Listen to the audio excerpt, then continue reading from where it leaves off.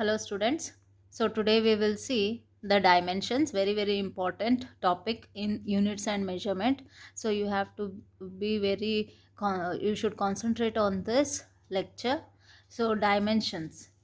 So usually dimensions means nothing but x-axis, y-axis and z-axis. But here dimensions means how we can write the physical quantities when they are raised to power. Okay. So here dimensions ಅಂದ್ರೆ ಇದು ಒಂದು important topic. ಸ್ವಲ್ಪ ನೀವು concentrate ಮಾಡಿ ಕೇಳಬೇಕು. So ಇದು ಎದಕ್ಕೆ ನಾವು ಯೂಸ್ ಮಾಡ್ತೀವಂದ್ರೆ, ಈಗ ಒಂದು ಫಿಸಿಕಲ್ ಕ್ವಾಂಟಿಟೀಸನ್ನು ನಾವು ಇಕ್ವೇಷನ್ನಲ್ಲಿ ಬರಿಬೇಕಂದ್ರೆ ಅದನ್ನು ಡೈಮೆನ್ಷನ್ಸ್ ಅಂದರೆ ಇಲ್ಲಿ ಲೆಂತ್, ಮಾಸ್, ಟೈಮ್. ಸೊ ಇಲ್ಲಿ ಸಮ್ ಮೆಕ್ಯಾನಿಕ್ಸ್ ಒಳಗೆ ಈ ಡೈಮೆನ್ಷನ್ ಅನಾಲಿಸಿಸ್ ಎದಕ್ಕೆ ಮಾಡ್ತೀವಂದ್ರೆ, ಈಗ ಇದು ಫಿಸಿಕ್ಸ್ ಒಳಗೆ ಫಿಸಿಕಲ್ ಕ್ವಾಂಟಿಟೀಸ್ ಅಂತ ತೊಗೊಂಡಿವಿ, ಹೌದಾ? ಅದರೊಳಗೆ ಫಂಡಮೆಂಟಲ್ ಮತ್ತು ಡಿರೈವ್ಡ್ ಯೂನಿಟ್ಸ್ ಅಂತ ತೊಗೊಂಡಿವಿ. ಅದನ್ನು ನಾವು ಹೇಗೆ ಬರಿಬೋದು ಶಾರ್ಟ್ ಫಾರ್ಮ್ನಾಗ, ಇಕ್ವೇಷನ್ ಆಗಲಿ ಫಾರ್ಮುಲಾ ಆಗಲಿ, ಅದು ಹೇಗೆ ಬರಿಬೋದು ಅಂತೇಳಿ ಇಲ್ಲಿ ಡೈಮೆನ್ಷನ್ಸ್ ಅಂತ ಒಂದು ಟಾಪಿಕ್ ಐತಿ. So all the physical quantities represented by derived units can be expressed in terms of some combination of fundamental or base quantities. Okay, the dimensions of a physical quantity are the powers to which the fundamental quantities are raised to represent that quantity. Okay, ಈಗ dimension ಅಂದ್ರೆ ಆ physical ಕ್ವಾಂಟಿಟಿದ ಎಷ್ಟು power ಅದು race ಆಗೈತಿ ಒಂದು fundamental quantities ಜೊತೆ ಅದನ್ನು represent ಮಾಡಬೇಕಂದ್ರೆ ಇಲ್ಲಿ ನಾವು ಡೈಮೆನ್ಷನ್ಸ್ ಯೂಸ್ ತೊಗೊತೀವಿ. While dealing with the dimensions of quantity, square bracket, ಇದಕ್ಕೆ ಏನಂತೀವಿ? Square bracket. ನಿಮ್ಗೆ ಗೊತ್ತೈತಿ ಸ್ಕ್ವೇರ್ ಬ್ರ್ಯಾಕೆಟ್ ಅಂದ್ರೇನು, ಫ್ಲವರ್ ಬ್ರ್ಯಾಕೆಟ್ ಅಂದ್ರೇನು, ನಾರ್ಮಲ್ ಬ್ರ್ಯಾಕೆಟ್ ಅಂದ್ರೇನು ಅಂಥೇಳಿ. ಸೊ ಯೂಶ್ವಲಿ ನಾವಿಲ್ಲಿ ಈ ಥರ ಏನು ತೊಗೊತೀವಲ್ಲ, ಇವು normal brackets, flower bracket or curl brackets ಅಂತೀರ. ಸೊ ಇದು ಸ್ಕ್ವೇರ್ ಬ್ರ್ಯಾಕೆಟ್. ಇಲ್ಲಿ ಡೈಮೆನ್ಷನ್ಸ್ ಯೂಸ್ ಮಾಡ್ಬೇಕಂದ್ರೆ ನಾವಿಲ್ಲಿ ಯಾವಾಗಲೂ ಸ್ಕ್ವೇರ್ ಬ್ರ್ಯಾಕೆಟ್ ಅಂತ ತೊಗೊತೀವಿ. ಸೊ ಲೆಂತ್ ಡೈಮೆನ್ಷನ್ ಏನು ತೊಗೋತೀವಿ ಇಲ್ಲಿ? ಸ್ಕ್ವೇರ್ ಬ್ರ್ಯಾಕೆಟ್ ಕ್ಯಾಪಿಟಲ್ ಎಲ್, ಇಲ್ಲಿ ಕ್ಯಾಪಿಟಲ್ಸ್ ತೊಗೊತೀವಿ. Okay, so capital L, then mass M, capital M, and time capital T, electric current A, temperature K, luminous ಅಂದರೆ ಇವೆಲ್ಲ 7 ಫಿಸಿಕಲ್ ಯೂನಿಟ್ಸ್ ಅದಾವಲ್ಲ, fundamental units, ಅದನ್ನು ಬರೀರಿ. ಸೊ ಇನ್ ಮೆಕ್ಯಾನಿಕ್ಸ್ 3 ಇದ್ರಾಗ mainly ತೊಗೊತೀವಿ, represent ಮಾಡ್ತೀವಿ. Length capital L, mass capital M, and time T. Okay, so M ಅಂದರೆ ಮತ್ತಿಲ್ಲಿ ನೀವು ಮೀಟ್ರ್ ಅಂತ ತಿಳ್ಕೊಬೇಡ್ರಿ. ಎಲ್ ಅಂದರೆ ಇಲ್ಲಿ ಲೆಂತಿಂದ, ಕ್ಯಾಪಿಟಲ್ ಎಮ್ ಫಂಡಮೆಂಟಲ್ ಕ್ವಾಂಟಿಟೀಸ್ ಅಂತ ತೊಗೊತೀವಿ ನಾವು, not the units. Okay, so ಈಗ for example volume dimension. Volume in dimension ಏನು? ಈ ವಾಲ್ಯೂಮ್ ಅಂದರೆ length into breadth into height. Length into breadth into height, ಇವು 3 ಏನದಾವ? ಲೆಂತ್ ಅದಾವ. All these 3, length into breadth into height are the 3 lengths. So they are measured in the length only. So capital L into capital L into capital L. So L raise to 1 ಇದ್ದಂಗೆ, ಹೌದಿಲ್ಲ? If 0 is not there, then it is understood that it is raised to 1.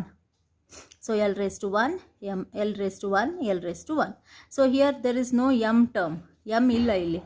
So M illi ಏನಾಯಿತು? 0. That is mass. 0 ಆಯಿತು. So 0 ತಗೊಳ್ರಿ. 0 M anything raised to 0 is equal to 1. So ಈಗ M raised to 0 equal to 1. So ಅದ್ರದ್ದೇನು value ಇಲ್ಲ. ಈಗ multiply ಮಾಡಿದ್ರೂ ಮತ್ತು ನಿಮ್ಗೆ ಎಷ್ಟೇ ಬರ್ತದೆ. ದೆನ್ ಟೈಮು 0 ಐತಿ. Okay, so therefore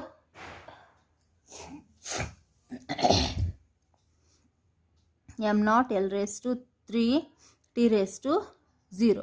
So the dimensional formula or is of volume equal to m naught L raised to 3 T raised to 0 or T naught.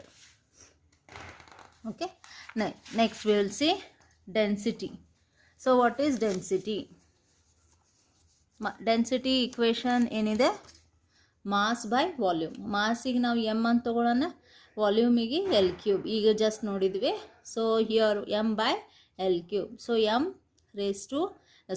Into L raise to -3 ಬರ್ತದೆ. ಇದ್ರದ್ದು dimensional equation R formula ಅಂದರೆ ಏನಿದೆ, ಇದು M L raise to -3 L raise to 0. Then velocity, displacement divided by time. Velocity is displacement by time. So L by displacement is nothing but length. So L upon T. So that is equal to L T raised to -1. Okay, ಇದು ಯಾಕಂದರೆ ಇದು ಮೇಲ್ಗಡೆ ಹೋಯ್ತಂದ್ರೆ ಇಲ್ಲಿ +1 ಇರ್ತದೆ, ಡಿನಾಮಿನೇಟರಿಂದ ನ್ಯೂಮರೇಟ್ರಿಗೆ ಹೋಯ್ತಂದ್ರೆ -1. ಹೌದಾ? So am not L1 T raised to -1. So ಇದು velocity. So ಈಗ I hope so you have understood till here. Now let us see dimensional formulae and dimensional equations. An expression in which dimensions of physical quantity is represented in terms of fundamental quantities is called dimensional formula of the given quantity. Volume is m naught L cube T raised to T naught, and density is m L raised to -3 T raised to 0. An equation obtained by equating a physical quantity with its dimensional formula is called the dimensional equation. ಅಂದ್ರೆ ಇಲ್ಲಿ V physical quantity ಬರೀರಿ, V ಅದ್ರದ್ದು symbol ಬರೀರಿ, V within the square bracket, ಮತ್ತು ಅದ್ರದ್ದು dimensional formula ಬರೀರಿ. ಅಂದರೆ equation ಇಲ್ಲಿ LHS ಮತ್ತು RHS ಈಕ್ವೇಟೆಡ್ ಬರಬೇಕು. So similarly for density, so what is the dimensional formula for velocity? ಇದು ವಾಲ್ಯೂಮ್, ಇದು ವೆಲಾಸಿಟಿ, ಕನ್ಫ್ಯೂಸ್ ಮಾಡ್ಕೋಬೇಡ್ರಿ. Volume and velocity. So velocity is m naught L T raised to -1. So ಇದು volume, density, velocity. Okay, so this is how it is differentiated. So dimensional formula ಅಂದ್ರೆ volume is this much. Direct ನೀವು ಇದು ಬರೀಬೋದು, equal sign ಹಾಕೋದಿಲ್ಲ, ಏನಿಲ್ಲ. ಇಲ್ಲಿ name of that physical quantity ಬರೀರಿ completely is m naught L T cube T raised to 0. Okay, so and equation ಅಂತ ಕೇಳಿದ್ರೆ ಅಲ್ಲಿ LHS ಈಕ್ವಲ್ ಟು RHS ಬರಬೇಕು. This is the main difference. ನಾವು let us go to the dimensional analysis and its applications. ಈಗ analysis ಅಂದ್ರೆ ಅದು ನಾವೇನು equation ತೆಗ್ದೀವಿ ಅದು ಕರೆಕ್ಟ್ ಐತಿಲ್ಲೋ, so that we have to find out. So ಎದ್ರ ನೆನಪು ಬರ್ತದೆ ಅಂದರೆ that is known as the principle of homogeneity of dimensions. It is known as the principle of homogeneity of dimensions. According to the principle of homogeneity of dimensions, the dimensions of all terms on the two sides of an equation must be same. ಅಂದರೆ LHS equal to RHS same ಬರಬೇಕು.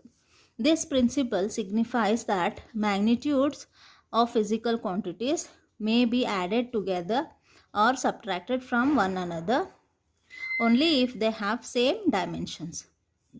Okay, dimensions of physical quantities can be used to, ಅಂದರೆ ಇದ್ರದ್ದು applications, convert the unit of one physical quantity from one system to another. One the physical quantity, one the system, CGS into MKS. Okay, ಆ ಥರ. Then check the correctness of equation. ಅಂದ್ರೆ ಈಗ ನಾವು ಏನು equation derive ಮಾಡ್ತೀವಿ ಅದು correct LHS equal to RHS ಬರ್ತದೋ ಇಲ್ಲೋ ಅಂಥೇಳಿ ಕರೆಕ್ಟ್ನೆಸ್ ಚೆಕ್ ಮಾಡೋದು. Then reduce the relation among different physical quantities. ಈಗ ಒಂದು ಇಕ್ವೇಷನ್ ತೊಗೋಬೇಕಾಗೈತಿ, ಅದನ್ನು ನಾವು ಡೆಡ್ಯೂಸ್ ಮಾಡ್ಬೋದು, ಅಂದರೆ ಕರೆಕ್ಟ್ ಆ ಈಕ್ವೇಷನ್ ಫಾರ್ಮ್ನಾಗ ಬರೆಯೋದು. ಸೊ ಇವು ಮೂರು ಅಪ್ಲಿಕೇಶನ್ಸ್ ಅದಾವೆ. So one by one we will see. Very important it is. Usually it will be as for 3 marks or 5 marks. First one, conversion of the unit of a physical quantity from one system to another. ಅಂದರೆ conversion of ಒಂದು ಯೂನಿಟಿಂದ ಇನ್ನೊಂದು ಯೂನಿಟಿಗೆ convert ಮಾಡೋದು. The unit of the force is dyne in C G S ಒಳಗೆ ಫೋರ್ಸಿಂದ unit ಏನೈತಿ dyne ಅಂತ ತೊಗೊತೀವಿ. MKS ಸಿಸ್ಟಮ್ ಒಳಗೆ ನ್ಯೂಟನ್ ಅಂತ ತೊಗೊತೀವಿ.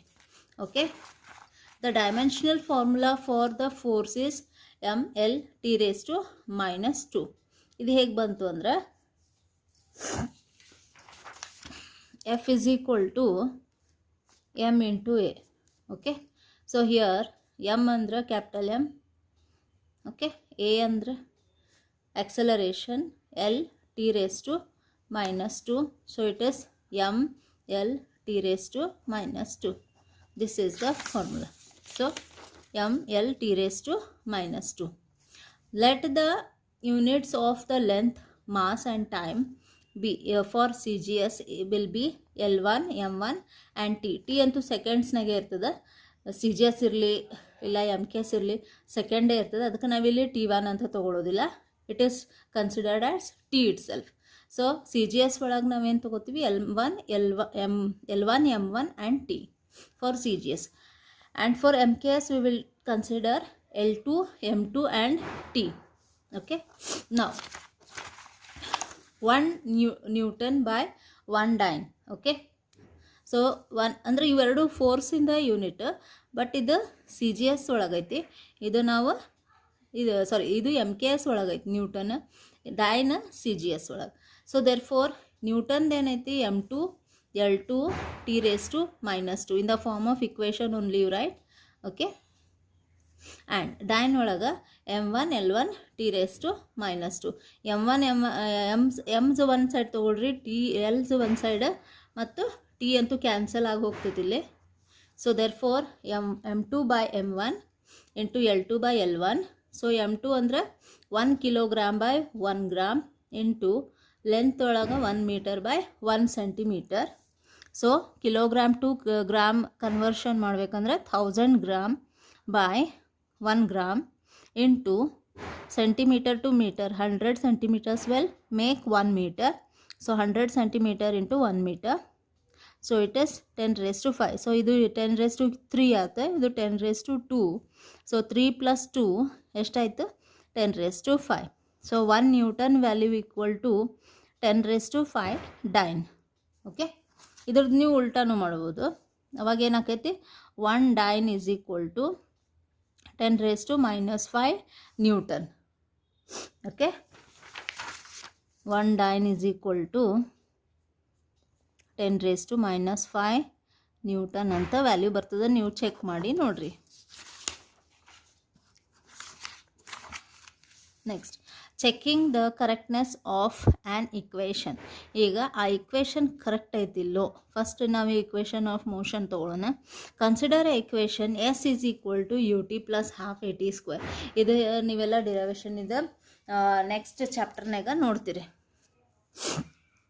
where S is the displacement, U is the initial velocity and A is the acceleration and T is the time. Okay, time interval. Writing the dimensions of each term. So first ನಾವು S in ನೋಡೋಣ. S Indra displacement, so that is taken as length. Okay, then U into T. U ಅಂದರೆ initial velocity. Okay, so initial velocity ಇದೇನು L(T⁻⁻1) and time ಅಂದರೆ ಮತ್ತೆ capital T. So ಇಲ್ಲೇನಾಯ್ತು -1 + 1 0 ಆಗಿಬಿಡ್ತದೆ, ಹೌದಾ? So ಇಲ್ಲಿ ನೋಡ್ರಿ, U into T ಅಂದ್ರೆ ಏನಾಯಿತು ಇನಿಷಿಯಲ್ ವೆಲಾಸಿಟಿ ಏನೈತೆ ಲೆಂತ್ T⁻⁻1, ಟೈಮ್ ಇಂದ +1. So L(T⁻⁻1 + 1). So this both gets cancelled here. So it will be L(T⁻�0). So T⁻�0 ಏನಿದೆ it is equal to 1 only, L into 1. So it is U into T is equal to L. Okay, so we got again U T equal to L ಬರ್ತದೆ. So next AT² ಹೆಂಗೆ ಮಾಡ್ತೀವಿ AT². So acceleration ಏನೈತಿ L(T⁻²) into T square. So ಇಲ್ಲಿ L T raise to -2 +2, ಇಲ್ಲಿ +2 ಐತಿ. So -2 +2 gets cancelled here. L t raised to 0. So L into 1. So L. Again dimensional formula for AT square equal to L. So all are equal to L only here. So S in the L ಐತಿ, UT L, then AT square is also L. So therefore this equation, that is S is equal to UT plus half AT square is dimensionally correct. ಅದು dimensionally correct ಇದೆ. Each term ಎಷ್ಟು L value ಸಿಗ್ತೈತಿ. So all are equal to 1. ಸೊ ನಾವು next is deriving a correct relationship between different physical quantities. So consider the simple pendulum of length L. So there is a pendulum. So pendulum is nothing but this is a rigid support from where horizontal support from where the thread is being suspended, and this thread is at the other end of the thread there is a bob tied to it, and this bob we will give some oscillations from here to here. Okay, so this apparatus is known as the simple pendulum.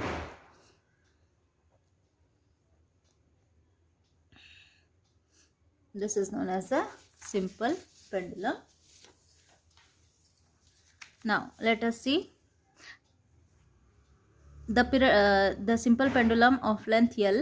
The period of oscillation of the pendulum may be assumed to depend on the mass m of the bob, the length L of the simple pendulum, and also acceleration due to gravity g at the place.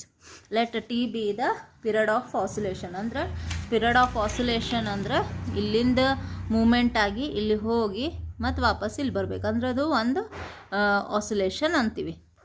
ಅಂದರೆ ಇಲ್ಲಿಂದ start ಆಗಿ ಇಲ್ಲಿ ಹೋಗಿ ವಾಪಸ್ ಇಲ್ಲಿ ಇದೇ point, initial point. So it is known as one oscillation.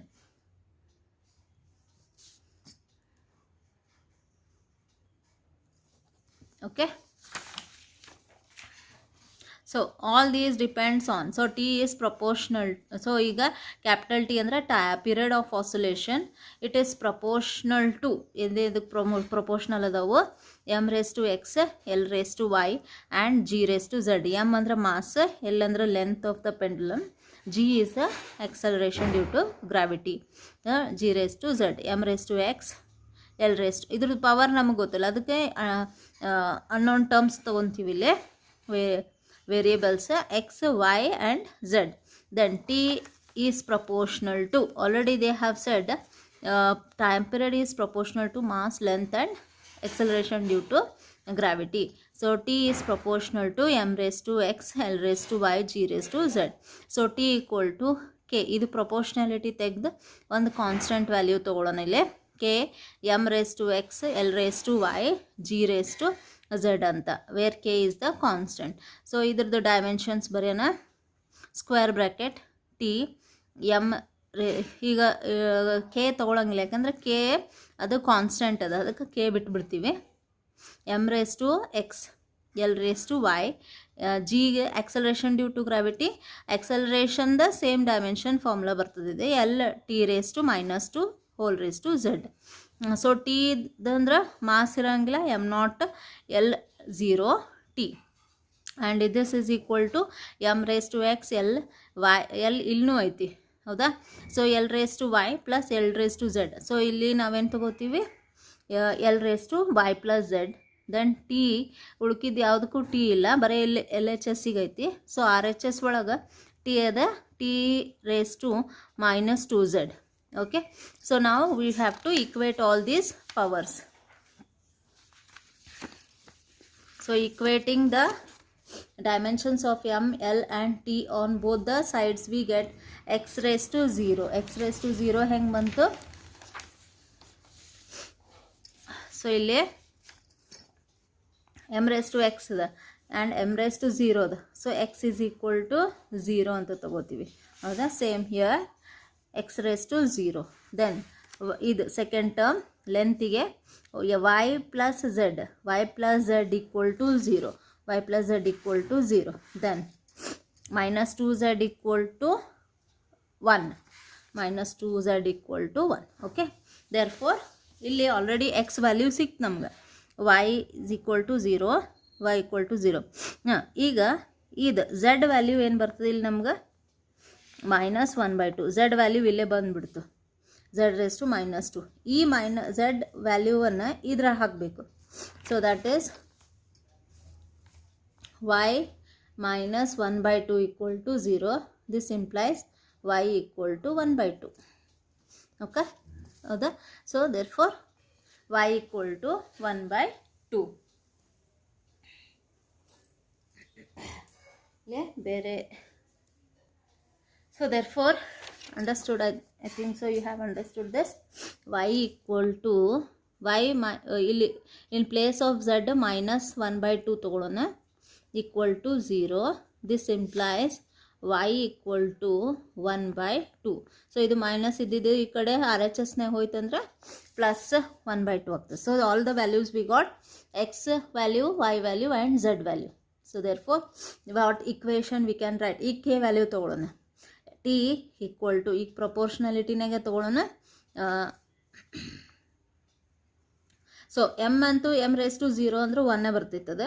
So T equal to K, m is 0, so that is equal to 1. that will not take. then l raised to y value ಏನು ಬಂತು ನಮ್ಗೆ 1/2. g raised to -1/2.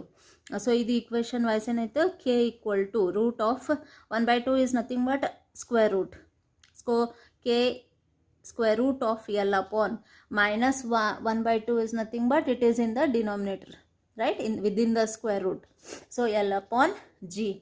So ಈಗ ಈ value ನಮ್ಗೆ 2π ಬರ್ತದೆ. ಯಾಕಂದ್ರೆ ಈಗ ನಾ ಹೇಳಿದೆ ನಿಮ್ಗೆ ಇಲ್ಲಿಂದ ಇಲ್ಲೇ 180 ಡಿಗ್ರಿ ಆದ, ಹೌದಾ. Then again back to this it is 2π. Okay. So therefore we from experimental value k value is found to be 2π. so therefore we'll consider k as 2π. so it is t is equal to 2π under root of l by g. okay. so hope so you have found this, got this. so if you have any doubt, once more I will clear it in your sessions. DCS, limitations of dimensional analysis. the value of dimensionless constant of proportionality cannot be determined. so here it is not it is a constant but it does not have any dimensions. so ಈ ಥರ ಏನಿರ್ತದಲ್ಲ ಈ values k value ಮತ್ತು refractive index. okay. so such constants where there is no dimensions at all, we cannot analyze them. so here for constant values without dimensions we cannot analyze them, or we cannot use this method of dimensional analysis. now the analysis can be used only for the physical relations which are the power functions and cannot be used for exponential and trigonometric functions. ಈ exponential ಇದ್ದಿದ್ದು e raised to x ಈ ಥರ value ಇದ್ದಿದ್ದು ಮತ್ತು trigonometric functions that is sine theta, cos theta ಈ ಥರದ ಇದ್ದಿದ್ದು ನಾವು ಮಾಡೋಕ್ಕಾಗೋದಿಲ್ಲ. ನೆಕ್ಸ್ಟ್ ಇದಕ್ಕೆ ಅಂತಾರೆ ಲಿಮಿಟೇಷನ್ಸ್. ಸೊ ಕೆಲವೊಂದಕ್ಕೆ ಇದು ಎಲ್ಲದಕ್ಕೂ ಹೋಲ್ಡ್ ಕೂಡ ಆಗಂಗಿಲ್ಲ. ಸೊ ಕೆಲವೊಂದಕ್ಕೆ ಅಷ್ಟೇ ಆಪ್ರೇಷನ್ಸಿಗೆ, ಕೆಲವೊಂದು ಫಂಕ್ಷನ್ಸಿಗೆ ಅಷ್ಟೇ ನಾವು ಅಪ್ಲೈ ಮಾಡ್ಬೋದು ಈ ಅನಾಲಿಸಿಸ್, ಈ method. If the number of quantities on which a physical quantity depends exceeds the number of fundamental units involved, it is not possible to obtain an expression relating them.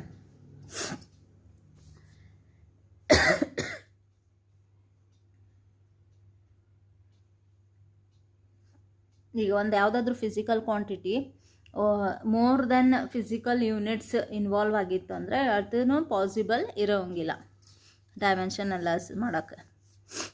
it can check only whether a physical relation is dimensionally correct or not.